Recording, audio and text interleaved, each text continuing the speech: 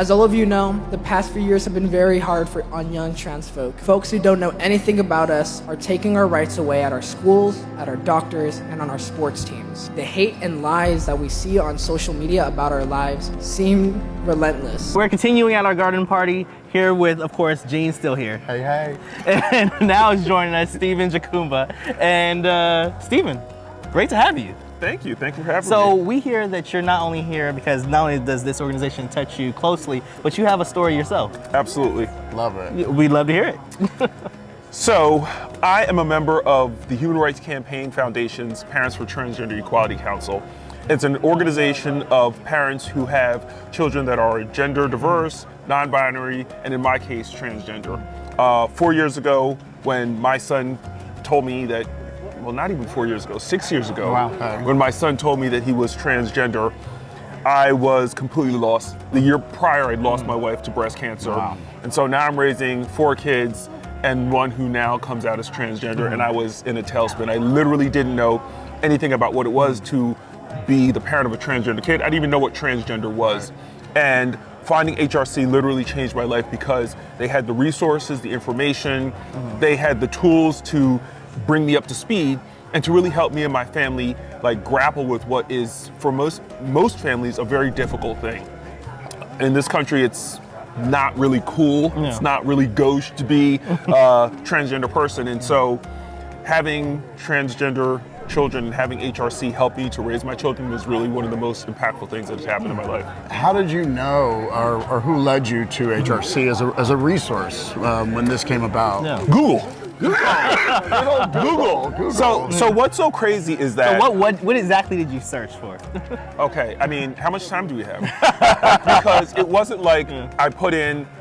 My son told me, I don't feel like a girl. So I typed in, what do you do when your child tells you they don't feel like a girl? And that query was just trash. And then I was just like, what do you do when your son or your child, when your boy is a girl, your girl is a boy? And that didn't really, and it just took me query after query after query after query, and eventually I found a PDF that HRC published about supporting your transgender child. It was put out by HRC and the American Association of Pediatrics and the Endocrine Society, and it had everything that I was looking for. It put a name to what my child had told me, and it gave me tips on how to support your child. And that's literally the starting point. I filled a form, like one of those email forms on the website, and a couple months later, somebody reached back out to me, and literally, as I say, the rest is history. And what was that process like in terms of the understanding process? The understanding, like I'm just curious, how long until you feel like you've got a full understanding and you're able to talk about it now, which is great. So I don't think I'll ever have a full understanding because I'm a cisgender person, I'm a hetero man myself, and so I think my desire is to learn as much as possible. So it's been a continual process of learning, and I'm reading the histories of the transgender child right now. I brought the book with me because I think it's the kind of thing where you're never going to know enough, and so I constantly immerse myself in learning. But when I first found that document, literally it was like the Bible. It was like a 7-page PDF that became the foundation for my knowledge because it had the resource, it had footnotes that I could look to see what these studies were and where these doctors were and where these hospitals were and where the information was. And so that became the process that I continue to follow, literally even to this day, meeting transgender people. That has probably been the most valuable part of it because my son and I, we were an island. And so when I came to the first Time to Thrive and the first HRC convening, I met so many other families, so many other transgender people who could talk to me like, I have a trans son. I don't know anything about what it is to be a trans man.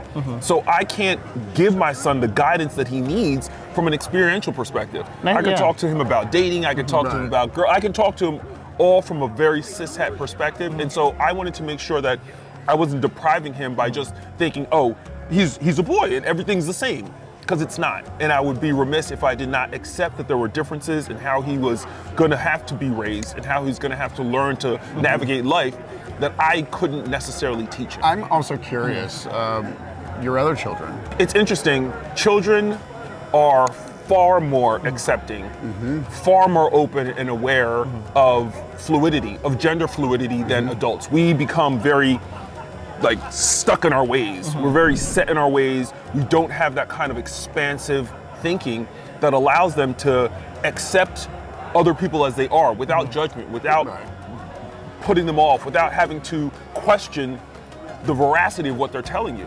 They didn't have to be taught anything because as children, they just know that life isn't necessarily what you see, it's how you feel and what you get from other people in your interactions. And so they just embrace them from the door. So they are the generation of HRC. They are the generation of HRC. Absolutely. I love that. Absolutely. Amazing story. And I think it's beautiful as a father of what you continue Look to at do. you stealing handshakes. I'm just saying, I saw a hand. And so I saw a hand. I was like, oh, let me make sure that I get my dab.